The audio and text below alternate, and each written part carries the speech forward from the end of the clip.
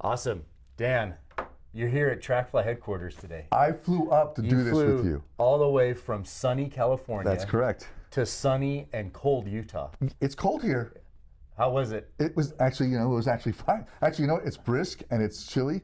And I'm from New York originally, so you would think I would be okay with the cold. But your blood thins after a few minutes, and now it gets to be 50 degrees. And I'm like, where's my shawl? Because when did you move to LA? I moved to LA late 90s, in 97. Yeah. But I've worked in retail for more years than I want to admit to. But, I started in retail in New York many years before that. And so I love the business, and I say this a lot about the retail business, and this is true. You can't walk into a first grade class and go, okay, how many people want to be president? How many want to be an astronaut? How many want to manage a chain of 5 stores? Like, it just doesn't happen that way, right? So, but people, especially in the industries that you and I have in common, if we're talking about surf or skate or running or outdoor or fishing, people love that lifestyle, and retail is a way for them to preserve that lifestyle. Well, and it's remarkable you say that, because if you go into that classroom and you say, who wants to be a professional surfer? Yeah, then look at the hands, right? Who wants to fish every day of their life? All of those things, all the hands go up. What's funny is retail is a way for you to live that best life. Exactly, and be connected to the product and connected to the people. But you and I, we've met several times now over the last few years at Surf Expo, at Outdoor Retailer. Right. You were at Carve recently, I think, as well. Yeah, and that's really come together through the Board Retailers Association, the BRA. And they share the same passion you and I share for really making sure retailers are doing well and supporting them every way we can. But one thing that's fascinating to me is we've connected over this one really important aspect, that for someone to be a professional surfer, not a server, but a professional surfer, and be able to do that and have a sustainable living, that's oftentimes when you start a retail storefront. Right. But the way that you really balance that lifestyle is you have to be able to generate income. You have to be successful in sales. You've got to move product. And where you and I kind of connected on that level is understanding that we want those retailers in the surfing industry, in the fishing industry, in the ski industry, whatever it is, we can do a lot by bringing our expertise to them so that they're successful. Well, here's the thing. There's so many people that that are in this industry that want to make money and like the product and want to make the product work, but they don't really know where that money's coming from or how that works, right? Yeah. So where you and I are so nicely tied together in a lot of this is, I said this to you before, but the thing is that there's a lot of people that support the industry and make the industry work, but there's some nuts and bolts to it. Yeah. And what I liked about when I saw your presentation, I went, okay, well, we provide a particular portion of that, and then you provide a particular portion of that, and the two together are so synergistic and so tied well to each other that it was kind of amazing. So we provide planning and budgeting so they know on a commodity basis how much they need to buy, so that their inventory turns. And we're going to look at some of that in a minute, right? Yeah. But then when I say to someone, okay, you've got a budget, here's $5,000 to spend on hats, right? Okay, but now I need to know which hats to buy, right?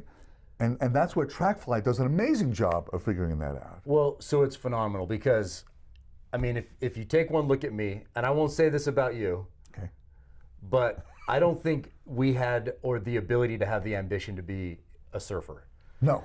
I don't think that was in our paths. Every year I turn to some of my surfing clients and I go, this is the year I think I'm going to learn how to surf, and they're always like, no, dude, we don't want you out there. We live in a different world now where wave ponds are popping up, but in southeastern Idaho when I was a kid, there wasn't a lot of surfing opportunities. Now there was some fishing opportunities. Sure. I have a bit more of that, in my face.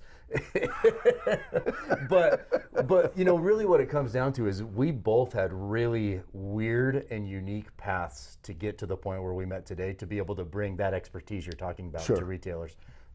I think it's important for everybody to know, what was your path in getting towards being the retail smart guy that you are? Well, okay, so right out of college I went to work for a kids clothing manufacturer. They did Disney, Muppets, G.I. Joe, Simpsons, that kind of stuff. And my job in that was to talk to the retailers And Yeah. so, you know, to find out how our product was doing, what was working well, reorders, that kind of stuff. And I did do some selling of the product there too, but I was sort of on that side of it. And then I jumped from that to the point of sale industry. Yeah. And I worked with, you know, I installed retail systems into a couple of hundred retailers out there and saw the good, the bad, the ugly, right? All the different things that were out there. And you kind of, you know, that experience gives you like a background to all of that. And then I learned about merchandise planning and open to buy planning. And I went, oh my God, this is, you know, this is how retailers make money in that, right? I mean, you know, because you can look at some guys that make money and don't, and you go like, well, why? What causes it?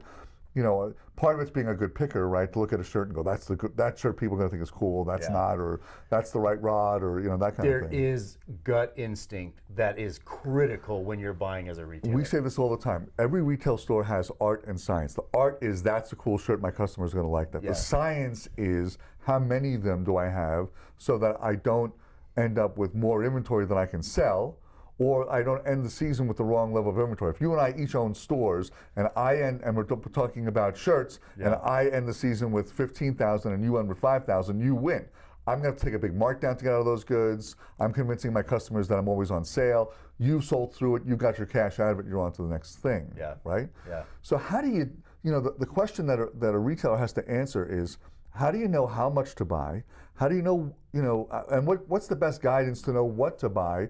You know, we don't want to take ever away their gut instinct, but we also want to feed them enough information about what's going on out there so they know what to do, right? Well, see, and this is where it's fascinating. You and I have very different paths of how we got to where we're at today, so talk helping about yours. specialty retailers. And I think it's funny because I look at you and your background, you know, starting in apparel, getting into the POS world, you've got such a deep-rooted experience in this.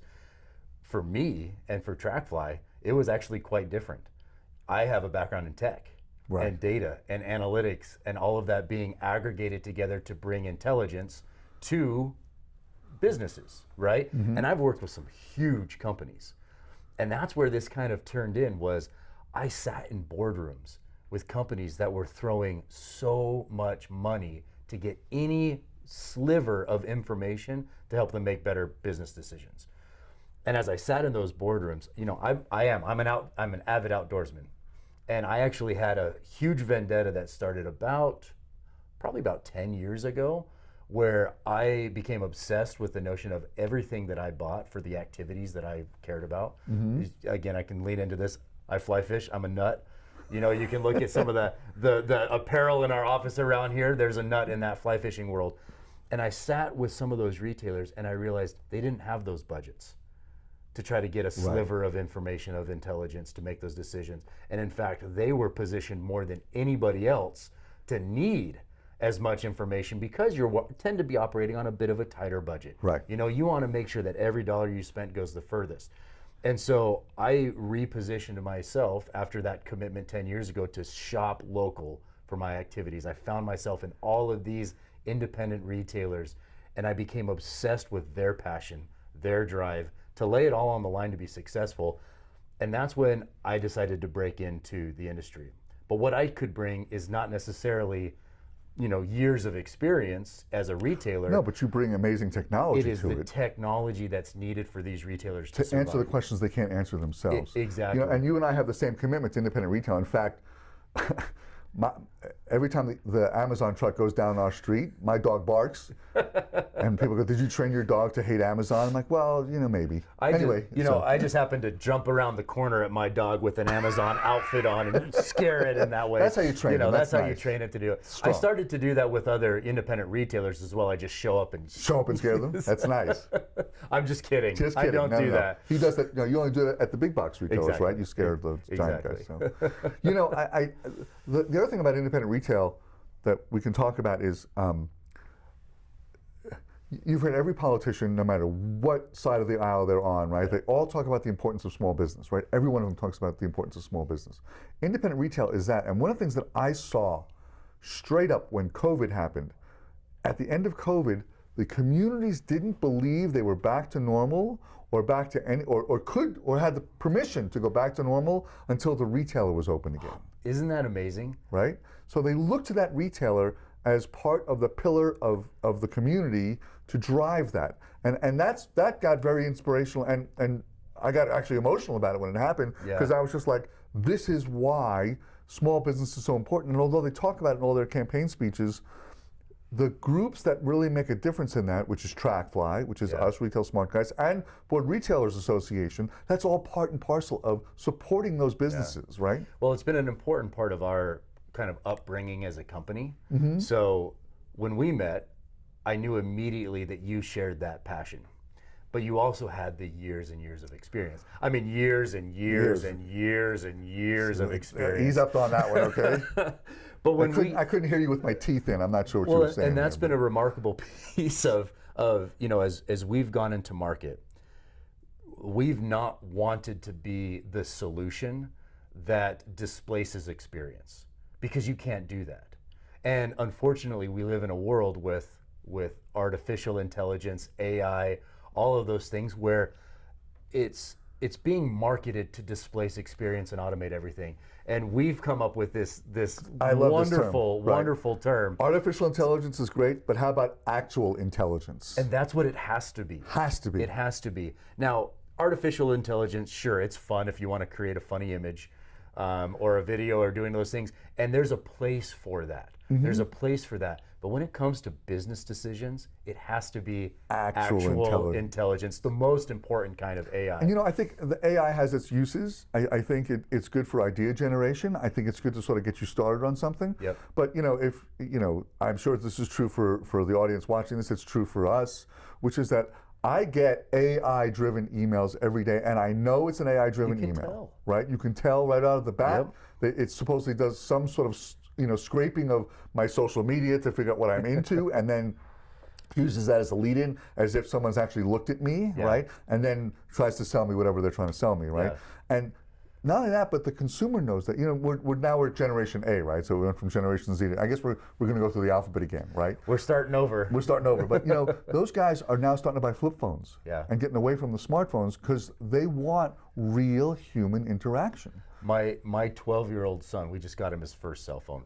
There's going to be some haters out there. I know I was. Yeah, I hear you. But we had to get him some way to communicate, right? Yeah, we had to get him some way to communicate. And when he came looking for a phone, you know all he wanted to do was text his friends to figure out when they can talk. Nice. Or get on the phone together. Or go, last week, they all texted and we went to the arcade. When was the last time like our generation went to an arcade? Yeah, no kidding. Like that was incredible to see that, but you're absolutely right. This generation coming into the market as consumers, they want the physical experience. And one thing that I've noticed, talking about the impact of independent retail, I think the sentiment you shared on the COVID, the health of an economy, the health of an industry relies on small business. Totally. And specialty retail, in whether it's surf or cycling or ski or fishing, whatever it is, you look to that to understand the health of an industry. To get people back outside and physically experiencing these things. You know, there's been a bunch of surveys recently that have been published where they say that the Generation A and even Generation Z, even millennials to a degree, they like to look at a website to know what a store is about, but they want to go. Yes. They want the experience, and they want to talk to the experts so they know what to buy, right? And this is why I want to say AI, and when I say AI, I mean actual intelligence matters. That's what we're going to start to referring AI as, is actual intelligence. This is why it's so important for retailers to have actual intelligence. Right. Because these consumers coming into market are coming into your store more informed than ever. This is the generation of predetermined answers. And so when they come into the store, they've already decided what they want to buy. And it is critical for you to ensure that you've got that product or that assortment of products available to sell to them, because they want to buy it physically. They want to try it on. They want to touch it. They want to, if it's a fishing rod, they want to cast it. If it's a surfboard, they want to feel it and lift it up. And if you have that in your store, they will buy it then and there. If you don't, they leave. And they buy online or they find another source to do that. If you're a brand, you need to make sure you've put those products in those storefronts. Because even if you do a direct-to-consumer campaign and they see it, guess where they're going to go first? Right. To the store. They want to see what it feels like, what it experiences like for them. Does it fit their personal brand? Because even if I even if I was going to go start surfing now, Yeah. right, which I threaten to do every You year. could. I could. You live in the right place for it. I live let's in the be right honest. place for it. I threaten every year, and all my surf clients go, "No, dude, we don't want you out there." I don't know if they think I'm going to destroy the ocean. It's possible, but if I was going to do that, right, I could go online and research what the best surfboard is. I could go online and research all the gear I need, Yeah. right? Yeah. I still want to talk to someone who does it though, 100%. to really make sure that I'm going the right way with it, right? And that's that. And again, that's actual intelligence. That's not like AI telling me what that is. It's someone going, look, I've worked with guys like you that go out there. This is where they fall apart. This is what you need to make sure that happens, Yep. right? Yep. So if you're a retailer and you're armed with actual intelligence, you have a better chance of turning your inventory faster. Yeah. Because here's the thing, you talk to retailers and they go, well, I wish I could hire another person. I wish I could remodel the store. I wish I could do more marketing. I wish there's all these. I wish I could do these things, Yeah. right? And the knee-jerk reaction that anyone would have would be, well, the way you do that is you sell more, Yeah. right? Yeah. It's not always that though, because what you have to look at is what's the inventory that you're investing to get there. Yeah. A lot of times, a retailer, we look at them and they go, look, I've got, I'm doing business and it's all going well and my store's doing $1 million, but I have no money. And I go, yeah, it's all over your selling floor. Yeah. Right? It's absolutely critical. And we talk a lot about the professional surfer or the surfing enthusiast that opened a retail store. We talk a lot about, the people that lean into it because it is their passion, it's what they love. But you know what? There's a lot of very experienced retailers that get into an industry because they're good at retail, and they can tie into that. This is critical, even if you have had so much experience in retail, because if you should share about this, Dan, because I know you work with a lot of people that have leaned in because the access to information is different, yeah. is so different now than what it was even 5 years ago before the pandemic. So Jay Shore, who works with me at Retail Smart Guys, he coined this, and I steal this from him all the time now, which I can because I own the company. Anyway, so here's the thing, right? He's like, you're a farmer, and you're a good farmer. Yeah. And you've been plowing the fields with your mule or whatever for forever, and then someone invents a tractor. It doesn't mean that the method by which you used was great, but now you've got a thing that you can use that enables you to farm that field better and faster, right? The secret to success in retail is going to be, what tools can I use now to be a better farmer, right? That's exactly what it should be. Like, we cannot ignore that we live in a different world than we did 5 years ago, let alone 20 years ago. Right. We absolutely do. Now, if you're an experienced retailer, guess what? You've got know-how, you've got knowledge. The same thing with the farmer. Right. You know what? If I were to try to become a farmer today, I might go out and buy all the tractors and buy all the seeds and buy a huge plot of land, but it's going to be tough for me to still get started. But I'll figure it out because of those tools that are available, and you can grow and expand into that faster than you have ever done before. Exactly right. But if you've been raised a farmer and you've been doing it your whole life, you implement those tools and you're going to accelerate further ahead than anyone has ever had the chance to in any generation. Exactly. And your grandparents are going to go, wow, they did that. Because the questions are still the same, but the path to the answers is easier. Exactly. And that is where we live in an era where the marriage of experience and intelligence and information can accelerate your growth and success faster than ever before.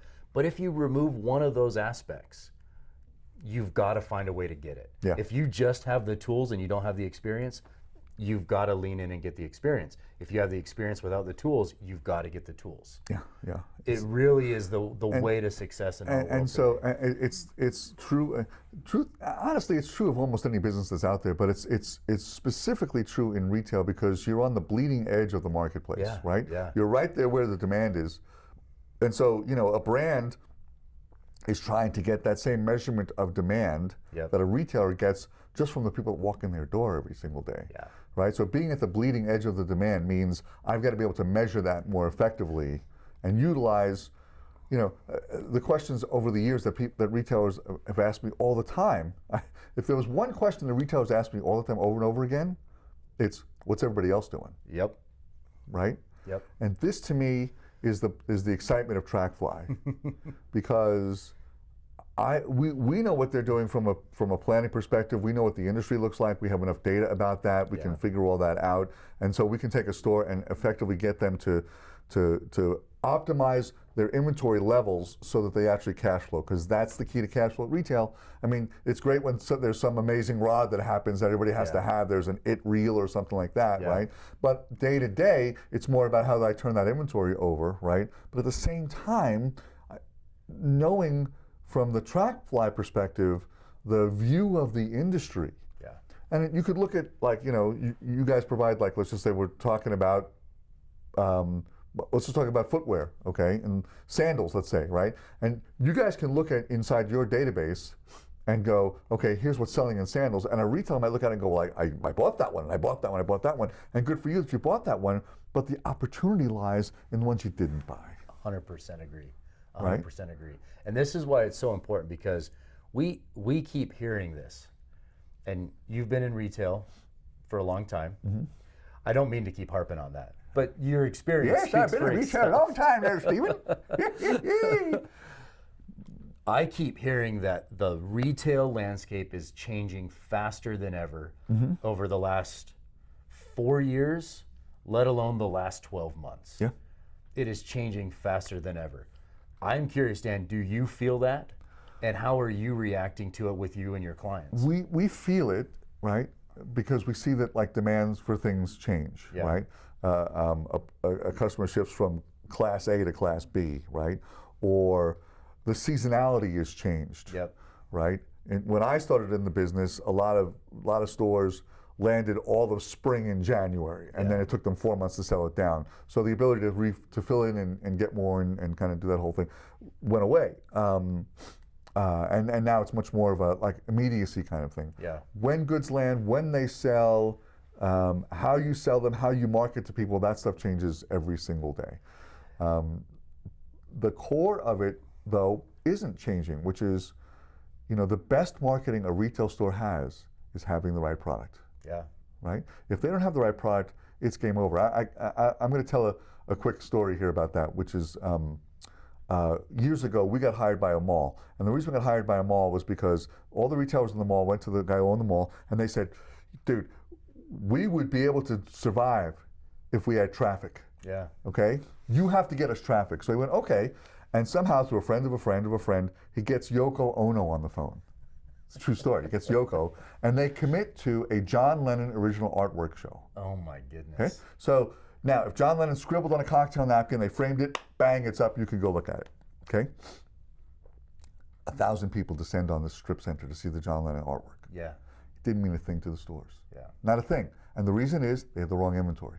And the customer looked at that inventory and said that inventory is old, the tags are yellow, right? It's been there for forever, it's not for me, and they were gone. It's amazing. I actually didn't have zero experience in retail before this. So you finally confessed. So I'm finally confessing. My retail, true confessions are coming out. So as a teenager, I worked for a little electronics store called Best Buy. And I was a part of the first wave of launching the Geek Squad. Nice. So retail plus tech, right? Okay. Retail plus tech.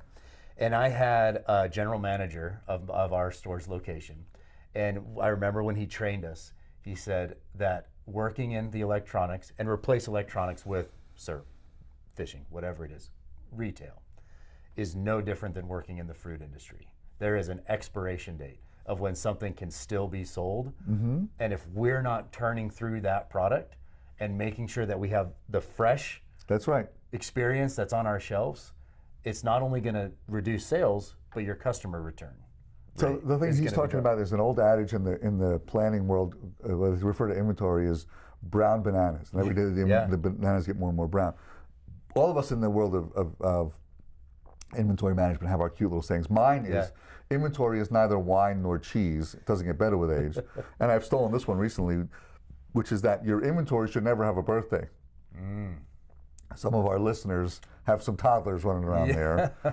And I think, older inventory affects your store in a lot of bad ways. It certainly affects the marketing of the store. If they go there and they see what they saw last month, they're not coming next month. Yeah. but also it means you've got dollars tied up in that Yeah. that you can't utilize for other stuff. So what are some strategies? If I'm a retailer and I happen to overextend on an assortment, and I've got products that are sitting there, and maybe the birthday's coming up. Right. We're getting ready to put a cake on the table for these products. How can I start to strategize on that inventory? Let me just start a little bit earlier on the chain, and we'll use this first slide to talk about that, right? So, because I live on this slide, right? If you're a store doing $1 million a year, okay, and you're turning on an average 2.5 times a year in the industries that we're talking about, it means you're carrying on average about $240,000 worth of inventory at cost, okay? If I could get you to go from a 2.5 turn to a 3 turn, right? Just a half turn. I'm not looking to, re-architect the whole store. I just want you to turn that inventory a little bit faster. Yeah. A half a turn means you move from 240,000 an average inventory to 199,000. You pick up $41,000 in cash just by turning a half turn faster. I mean, my mind immediately goes to, that is additional products. That's an event. That's bringing John Lennon, That's right. the napkin of John Lennon, to your Right. store and growing your community. It's There's hiring so that- many things you can do with It's that. hiring that marketing group that I wanted to hire that I couldn't hire that I think is going to take me to the next level. It's hiring that other person. It's remodeling my store. It's upgrading my point of sale system. It's all of those things. All of those things. Right? Because if I could produce another $41,000 in cash, that's how I find it. So if I'm looking to increase half a turn, and I look at my inventory that's sitting on my shelf, how do I move that? Okay. So the first thing you have to have is a target inventory, right? And part of what open to buy planning does is it targets your sales with reasonable targets that are achievable, and not just some crazy, I think you should do $8 billion, right? It's a realistic target that's also seasonalized for your business. Yeah. And also accommodates all the things you should be doing. But also when we look at that, we also look at that and go like, why aren't you selling hybrids, let's say, or something like that? You know what I mean? Like we look at that because, again, we talk to enough retailers all day long that we can figure that out. Then after that, it becomes like, okay, well, if I'm right now at a 2.5 and a 3 turn, I can target what that inventory should be month by month, category by category, and if you're multiple locations, location by location. So now I can look at that and go like, okay, well, my inventory should be 200,000 and it's 300,000, right? Now I got to look at the character of that inventory and figure out how to get out of it, right? And by the way, the first thing isn't always a markdown. That is one of the most important lessons that I learned as I was starting to work with retailers in TrackFly. Is we're starting to look at stale inventory very regularly. And yes, a knee-jerk reaction can be, let me put this on sale. Let me put this on sale. And that's not, it shouldn't be off the table. Like there's some We can get there though, but there's some strategy before that. There's some strategy that's applied with that, but there are so many ways to avoid markdowns. Well, first off, it's like, there. if you look at the inventory that's sitting there that didn't move, right, you have to understand some of why it happens as opposed to immediately knee-jerk price reaction, right? Yep. Many retailers know to move it around the store, right? I mean, they may have done that already. Sometimes you put some your salespeople's attention on it, and especially in these industries, I have found it to be true that if you land a brand that the people on your floor don't believe in or don't like, they won't sell it out of whatever loyalty they think they have. Yeah. And you sometimes have to get in there and go like, dude, I'm paying you based on what, you have to sell that stuff, right? You have to get us out. And by the way, if you don't like it, I get it, but you got to get me out of it so I can buy something else, right? Sometimes it's just, we didn't market it. We didn't tell people we have it. Yeah. And marketing, you probably, like me, have been to a million marketing seminars, and there's some dude that gets up and goes, marketing is the stimulus of the hypothalamus. It's like, what are you talking about, dude, right? Marketing is 2 words, creating demand. Yep. And if that stuff is there, we didn't create the demand. Yep. Right? So how can I create some demand for that? What is it about that makes it sellable? Do my people have enough product knowledge to really move it? Do they understand why it's here, why it's important, why someone would buy it, right? I learned this from another retailer I have. I mean, honestly, the knowledge I have, as much as I'd like to tell you I had some amazing crystal bullet hit me and I have the vision for it, in a day, the difference between me and you and most retailers is that in a day, we'll talk to 10 retailers. Yeah. So we get to hear the greatest hits of what's going on out there, right? So And that is, I'm sorry to interrupt you there, but that is so critical when you're trying to advise, consult, help monitor and have that crystal ball, Right. you have to have that in-person experience or that communication. And know what because- worked and what didn't work, right? Exactly. So I had a retailer, it was a men's store, it was a great, this example lives in me. He knew he had to take a 30% markdown in pants, right? Yeah. And it would have been easy just to go, pants are 30 off, right? What he did instead, he said, if you buy 2 tops, you get 30% off the pants. Yeah. So he paid for the markdown by selling more full price tops, right? It's a great strategy. amazing. Gets you out of all that inventory on Yep. both sides, by the way, both the pants and the tops, right? Don't So it's- just eat that markdown. don't just eat the markdown, find other ways to do it through an event. And, Yep. and I think the other thing also it's important is to, if you're partnering with your brands, Yeah. and the brand looks at your inventory and goes, wow, you're sitting on some of this stuff. The brand doesn't want you to have old goods out there either. I think that's one thing that, if we as we look at the environment of brand and retail relationship, it was strained. Yes. It was strained over the last few years. There's been a lot of tumult in that relationship span, right? Mm-hmm. Direct to consumer had a boom. Getting inventory in my store was difficult. Selling inventory has been difficult Opening recently. their own stores. Opening their own stores. There's a lot that's been going on.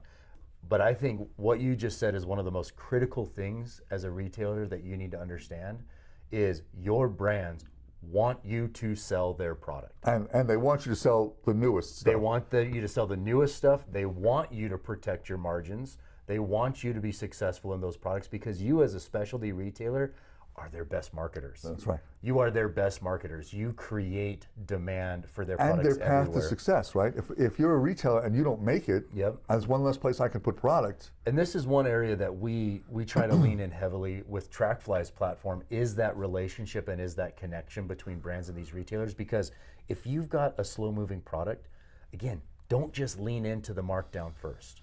If you can work with your sales reps, if you can work with your brands, and there is a bona fide reason that those products haven't moved, they want to work with you to strategize how Maybe to move that around. And, move it around. Maybe it's a buyback. Yeah. Maybe it's a let's switch this out for this because now this product maybe didn't sell as well in your region as we hoped. But that relationship though is critical. Critical, and I think some of it also is like, sometimes the brand looks at it and goes, okay, it didn't sell at this store, but it sold at that store, and there's dying for it. Let me just move it around Exactly. and make 2 people happy. And they have the ability to do that because they can work with those accounts. You don't have that visibility. And so strategize, plan, look at what's around you, look at those different partnerships. And one of the things I think is important as well, we can talk about all of the different relationships, all of the different pieces that are available at a retailer's fingertips. I think one of the most important thing to consider if you're an independent retailer is you don't have to do it alone. Right. Yes, you are independent because you own your business. You have the liberty to make those decisions, but you're not on an island. Your brands are there to help you. There's companies like Retail Smart Guys, there's tools like TrackFly.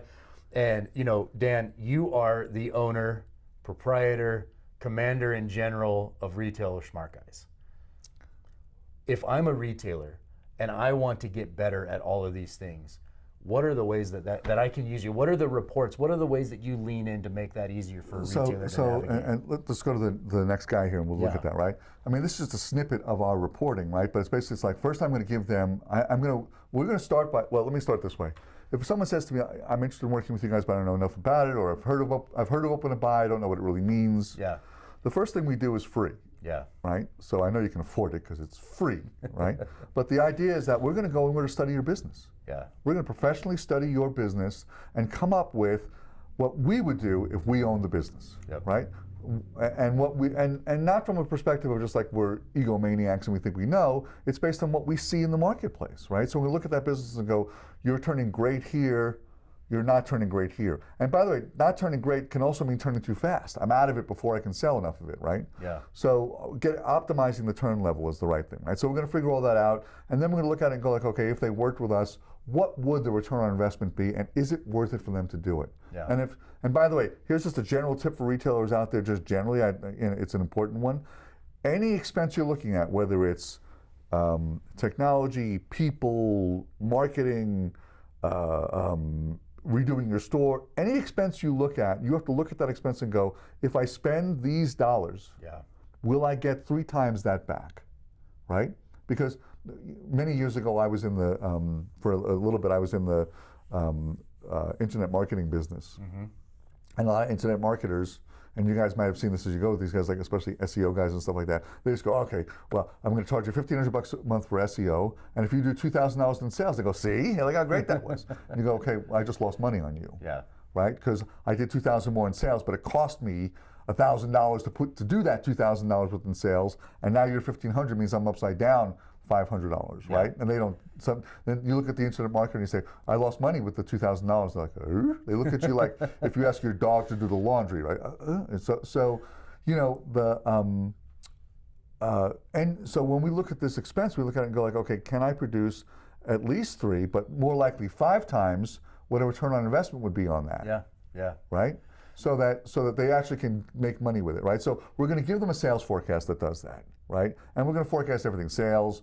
We're going to forecast markdowns because you got to have those, right? Yep. And then we're going to forecast what your inventory should be to hit that turn level to get you that cash we're talking about. Yep. Right. And then we're going to look at what you're buying, and will you finish the season with the right inventory or not? So critical, right? I mean, that, and what you just said right there. Oftentimes, you think about what I need to have in my store going into it. It's what I'm going through the season is, and I know retailers are looking at this, but when you get to the end of the season and you are seeing what's on your shelf still, that is opportunity. Right. That is opportunity. That is not it's cash you're not getting. Somebody says, well, I'll just carry it over. Well, you know what? Carryover merchandise always looks like carryover merchandise. You could hermetically seal it. You could bury it in an airtight thing and put it, bury it in the ground and dig it back up at the start of next season, and your customer's going to go, that's carryover. They know. They can tell. Doesn't matter if it's a plain white T-shirt. You can tell it's carryover. No, and guess what? You're going to have customers come in and see that carryover, and they're going to want to take advantage of it. So there's you need to be ready for that, right? You got to have. There will be customers that are looking for that older stuff. You're in. But you're going to lose margin on that stuff, right? You will always lose margin on that. And here's the thing, right? I've worked with some of the big email marketing companies out there. Yeah. Do you know what and we're always looking for email marketing. We're always looking at open rates, right? Yeah. The lowest open rate is sale and discount. The best open rate is new merchandise. So having the carryover stuff means you can't talk about new merchandise. It means you're losing some opportunity. Well, and there's been some industries that have been hit very hard because of the trained consumer behavior of waiting for the closeouts, right? Waiting for the postseason or sales to hit the market. And there's 2 negative impacts from that. One is margin. The other is prices have to go up to absorb that in coming seasons. Right.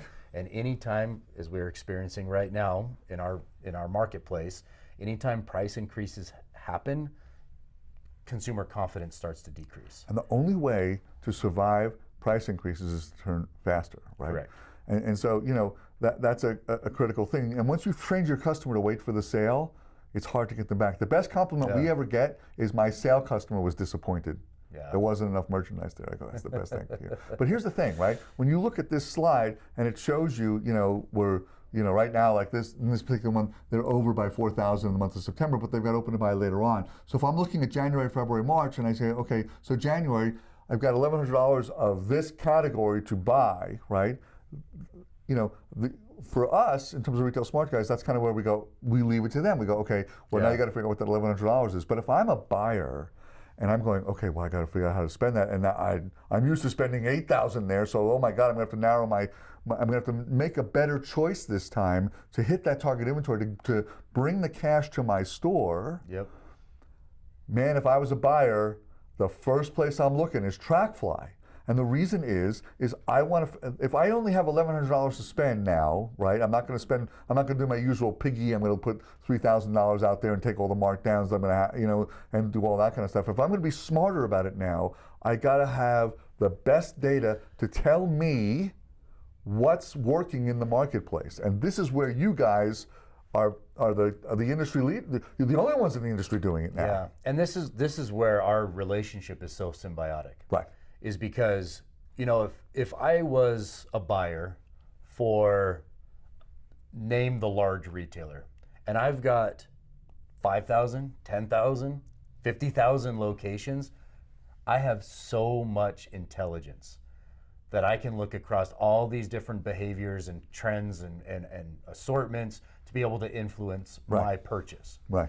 If I'm a retailer with 1, maybe 10, I mean, easily less than even 50 locations, you're don't have making it. decisions in a vacuum. And, you know, that's what's been kind of left as the resource if you're an independent retailer operating in the market. What TrackFly is aimed to do is to give you that intelligence that the buyer for that enterprise retailer has. If you can start to look around, all right, categorically, if we look at this comparison right here, let's say I'm analyzing my fishing rod sales. Okay. And I can say, you know what, this year I started to dip. You know, my rod sales slowed down a lot faster than they did last year. And then I can say, okay, let's look at the community, my community of similar retailers. Don't compare what sold at Bass Pro Shops. That's a different customer. But what is selling across other retailers that Are like me. that are like me? And if I see that maybe they held on to sales for a little bit longer, why? Did I start to run out of stock earlier than I planned? Did my turn happen prematurely? And guess what? If you have great turn and then you run out, your turn's going to start to drop. You're missing out on that cash flow. And you can actually compare that against your industry now to see where are my opportunities to lean into. And the thing I think is important, and I've actually worked with some retailers on this that are on TrackFly that understand this. When you look at rods, let's say, or you look at t-shirts, or you look at sandals, or you look at board shorts, or you look at whatever or reels or whatever it's going to be, right? Yeah. Or sun and bug stuff, or whatever it is. When you look in there, you're going to go, okay, I did buy that and that and that. Yep. But you know what? I didn't buy that and that and that. And because I didn't do that, I may have missed out on some opportunity. Yeah. And my assortment wasn't as good as it could have been, right? It's so critical, and that's where you start to get into your top selling products in a specific category, industry. Look at that, because that's where you'll start to see, you know, you don't always want to know what number 1 is. As we talk about a lot, you want to know what was Number four. Right. number 6, and you want to know what is my list compared, because that is where you've got the blind spot. Number 4 and number 6 is where opportunity is That is sleeping. 100% where And opportunity that's where you can grow a store. Yeah. That's where you can actually be a better buyer. You can figure out what's there. You know, buyers come into this thing with their own data, their own prejudices about their data, about brands they like and don't like. You know, and that can be driven by things just like that rep is a jerk. I don't want to talk to him, right? Yeah. But if his product is working, right, I have to get beyond that, right? Exactly. And the thing that, you know, is so powerful for retailers that are on TrackFly and using services like Retail Smart Guys is you don't have to wait until a season is done to make the adjustments to be successful. Exactly. You don't have to. This data, as you're looking at this, we're looking at the category mix charts right now. Notice how these at the end are dotted lines? That's happening right before you. You can actually see if a category in the industry is getting ready to do something. And are you prepared to keep up with that? And one of the things that's important in thinking about the TrackFly relationship with Retail Smart Guys and other, you know, really notable organizations is TrackFly can bring you that actual intelligence. But what do you do with that actual intelligence? Okay. That is where like Retail Smart Guys is so critical in interpretation of how do I implement that into my practices. So we're going to tell the people, right? That part of the reason why I'm here, right, is because of the synergy between us, right? We're trying to identify even sharper data that we can feed to the retailers and to the brands, right? Yeah. That will make everybody really understand what's happening in the marketplace, right? I can't tell how many times retailers tell me, well, what's everybody else doing, right? Well, the answer to that question is inside TrackFly. Absolutely. And so you look at the data about what's happening in TrackFly, and then you look at what you have as a budget for your open to buy, and you're able to sort of like make decisions about what am I going to buy. Yeah. And this is an important point. And we talked about this yesterday, and I want to make sure that we got it in the podcast. That doesn't mean we're taking the creativity away from the buyer. The absolute opposite of that. What we are doing is we're giving the buyer more tools so that they can make better buying decisions. Yep. Right? Less markdowns, faster turns, more cash, right? It's the 1-2 punch of Retail Smart Guys and TrackFly, right? Here's your budget. This is what you should be spending money on. Here's the stuff that's working. So as you figure out That's my budget. How am I going to use that budget? And you don't waste that budget on stuff that doesn't make sense. You know, it is so critical. I mean, let's go back to that experience in tools. The farmer, right? Do not let your business be run by tools. Right. Bring your creativity, your uniqueness, what makes you a specialty retailer. Bring that to the table and you layer it with this intelligence and you will be more unique than ever. Here's the thing. This is part of our passion for independent retail, right? So it's important we talk about this, right? I've worked with big box retailers. I've worked with Walmart, Target, Sears. I've done the monsters, right? The excitement is at the independent retail level. Oh yeah. Right? And the creativity is there, and the innovation is there, and the excitement is there for sure. So, you know, you look at what a store does, and you look at how they do it, and you know, they get an idea and they can execute on it right away. If you're a gigantic big box retailer and you get some great idea, that'll be great for spring of next year or something like that, right? As opposed to just executing on it, making it work, right? That in concert with the fact, like we already talked about, they're the pillars of the community, right? They're the ones that are buying, you know, I'm not the first to say, they're the ones that are buying, you know, the ad in your kid's yearbook. They're the ones that are supporting the local football team, the local soccer team, the local, you know, the band and stuff like that, right? They're the ones that are buying ads in the programs for the school plays and stuff like that, right? They're so intrinsically involved in those communities. And so to support them is to support the community, right? And to support the people in it. So it's not just about like, okay, well, what's the gross dollars of it, right? It's we're changing people's lifestyles as a result of this whole thing and ensuring that everybody wins. You know, it's amazing because if you go to these enterprise retailers, it is one goal: money. Everything comes down to that. They only act upon intelligence. Sure. Right? And that's general. I mean, I'm sure that there's probably a great buyer at Walmart that is. Yeah, that there could be, but you know what? I mean, but guess what? If that fails, there's also huge risk for that buyer that implemented their creativity in that because it only comes down to dollars. Now, as a specialty retailer, you have the passion for your customers, for your community, and that is why your community comes to your store.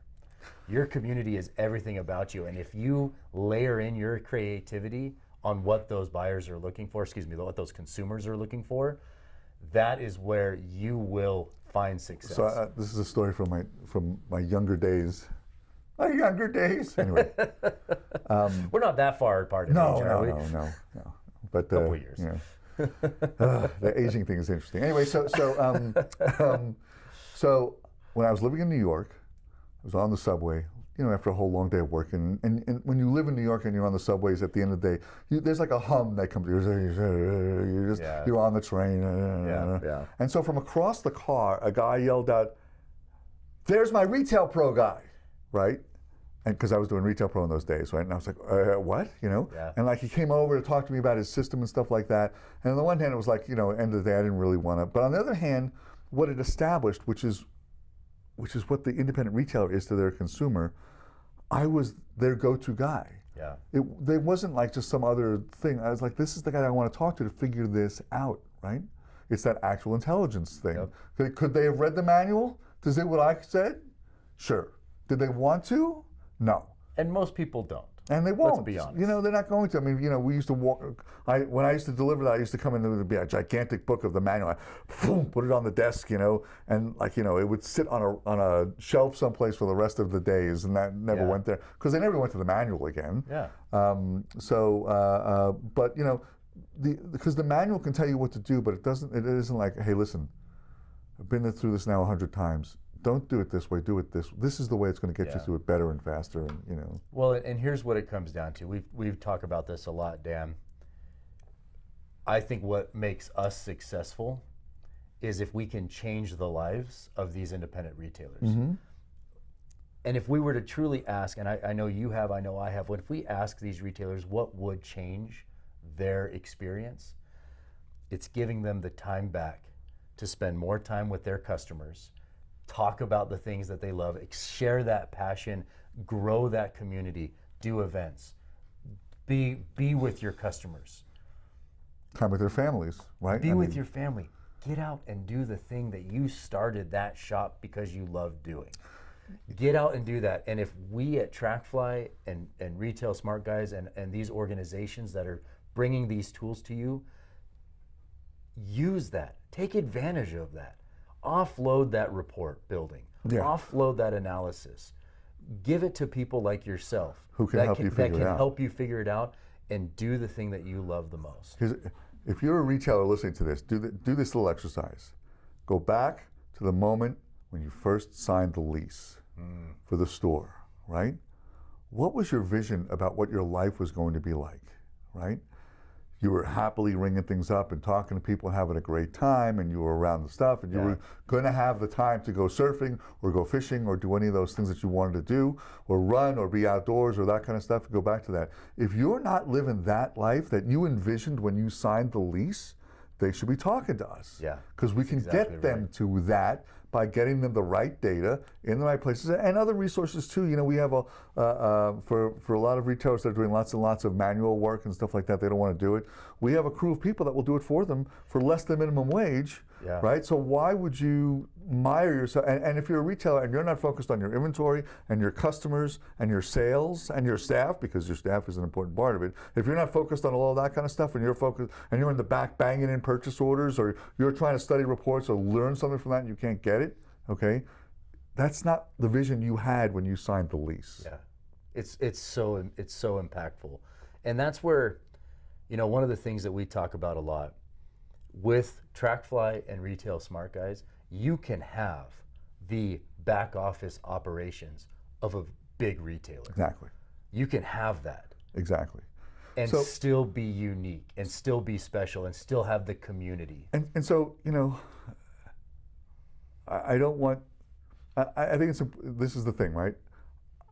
You and I look at these people as family and as friends and as people that we really genuinely care about, right? Yeah. When we deliver an open to buy plan to people, we celebrate the wins and we cry over the losses, right? So we look at it and we go like, okay, if this person was my nephew, my uncle, my brother, my sister, my, you know, whatever, and I was trying to help them, that's how we look at it. We don't look at it as like, you know, a junior accountant delivering taxes. Well, you owe a lot of money. Good luck there. You owe a lot of money. Hope you can find that. Here's my bill. And here's my bill, right? Exactly. We look at it and we go like, this is one of my earliest experiences in open to buy planning was I just thought it was going to be easy. I'm going to read them the numbers and show them the plans and help them figure that out. Yeah. I go through the whole thing. I read the whole plan with the guy. I'm sitting there with him going through the whole thing. Spend this money here, spend that money there, take this mark down here, do all that kind of stuff. But here's the money you're going to spend, right? And then he turned to me and he said, it's a great plan, but I don't have any of that money. Oh. So I don't know what I'm going to do. I don't even know how I'm going to feed my family. It was that, right? Yeah. And suddenly I went, okay, this is a bigger responsibility than I had before when I was in the point of sale industry. Now I have a guy in front of me and he's telling me he doesn't know how he's going to feed his family, right? Yeah. So we had to roll up our sleeves and figure out how that's going to happen, right? How do I optimize that buy? How do I figure out what the inventory that's not productive that's there? I put my arms around this guy as if he was a family member. And that's the difference in independent retail. I couldn't do that with a big box guy. He wouldn't care, right? For him, it's just like, okay, I screwed up, I'm going to put my resume out there, right? But an independent retailer who's invested their body and their mind and their soul in this location that's in their town to make this work, you and I feel the obligation to make sure they live, that they survive, right? Yeah. So when I looked at that guy and he said, I have no money, I now have to take a whole different level of responsibility. And that's the difference between what you and I do and some business intelligence company that's out there that's just offering just some kind of cool statistics. We're taking that data and that statistics and making it a real thing for someone to do something with. And so if you're a retailer and you're listening to this and you're not getting that kind of passion out of what you're doing, you got to talk to us about it. I think that's the... Find people that care as much as you do. Exactly. Find people that care as much as you do. And I'll tell you one thing, every interaction I've had with you, Dan, I feel, and I'm feeling it right now, how much you care about these retailers. When we talk about TrackFly as business intelligence, you know, we're here in this room, you see these hats behind us. Do you know how TrackFly got started? It wasn't just by creating an app. I did what so many people have done, and I hit the road, and I talked to over 500 retailers. Wow, I didn't know that. I talked to over 500 retailers in the span of about 2 years. Wow. Because I cared so much to know what is your experience. There were some retailers, guess what I did? I stocked shelves. Interesting. I went through because it was so important to me to know what was going to make them successful. And you recently updated your logo and your collateral to planning with heart. Planning with heart. And to me, that embodies what it means to be an independent retailer. Everything you do, you put your heart and soul into Exactly. that. And from Retail Smart Guys and TrackFly, we are doing the same thing. We are making sure that the tools that are available to you are something that aligns with what you care the most about. You and I both, we get to meet a lot of people in this industry. We talk to a lot of people. I learn a lot about other tools that are out there, things that are happening.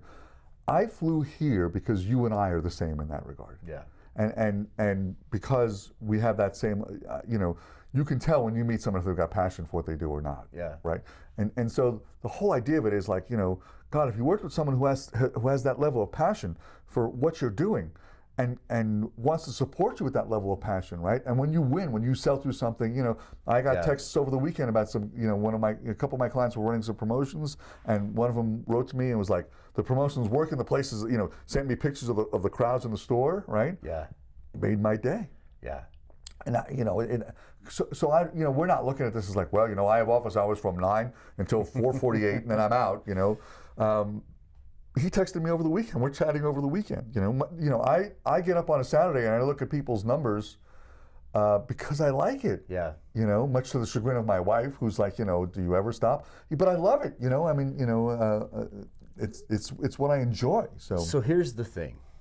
We keep circling around this concept of how important community is for these retailers. And if I'm a retailer, my community is my customers. Right. And it's so important that my customers stay bonded together, whether that's through events, the products, in-store shopping, all of these different things that you do. Right. As an industry, you're a community. Right. And as retailers, you're there to be able to work together to figure out how to make your industry and your retail stores successful together. So in each of these verticals, whether like we've talked a lot on this, because you and I met at the Board Retailers Association Surf and Skate, but yep. There's one for the bike industry, right? Absolutely. So you've got the National Bicycle Dealers Association that we work with at TrackFly, okay. The American Fly Fishing Trade Association, okay. the running industry, the snow sports industry, the outdoor industry. All of these groups, we've actually leaned in from TrackFly to ensure to support them, whether that's in the form of a scholarship, in the form of an event, a webinar, presenting data to you, because that is a place where if you're a running retailer, if you're a surf shop retailer, go to those groups, look at those organizations, because they're so powerful in helping you be successful. You don't know what you don't know, right? Yeah. And they're going to be able to. Their job is also to support the community, and make all that happen. So, exactly. And that's and they also support organizations like ours because they know that TrackFly and Retail Smart Guys will help their members thrive and survive. So if you're a running retailer, if you're a surf skate retailer, if you're a fly fishing retailer, a fishing retailer, the list goes on. Go to trackfly.com. I'm talking to you guys now. Go to trackfly.com, create your free account. You will start to get all of these mission critical reports created for you. And after you have that account, Dan, how do they get in touch with you to interpret those reports? It's really simple. They can either call my cell, 818-720-2585, or email me, Dan at retailsmartguys with an S at the end.com. Okay, and I don't go to bed at night unless my inbox is empty. And what's your home address if anyone wants to visit you? You know what? But seriously, though, the level of service that you provide